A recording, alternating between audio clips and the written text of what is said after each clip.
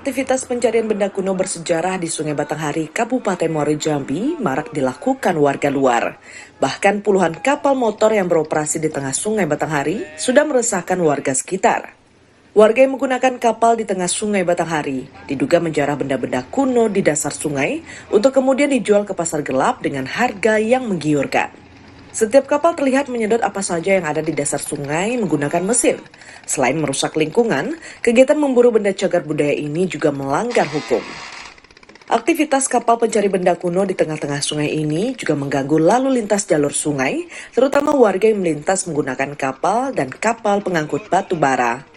Tim ahli cagar budaya nasional menyoroti aktivitas pencarian benda kuno di perairan Sungai Batanghari.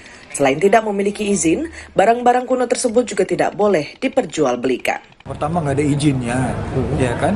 Yang kedua tidak ada pengawasannya. Yang ketiga itu barang itu diperjualbelikan.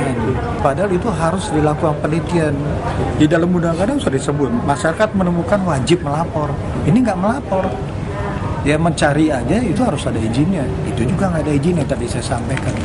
Jadi sebenarnya pelanggaran hukum itu. Masyarakat wajib melaporkan jika menemukan barang-barang kuno yang diduga merupakan cagar budaya. Hal ini sesuai dengan Undang-Undang Nomor 11 Tahun 2010 tentang cagar budaya. Juno Satrio berharap pelaku penjarahan terhadap benda cagar budaya dapat diproses hukum. Jumadi, Kompas TV Jambi.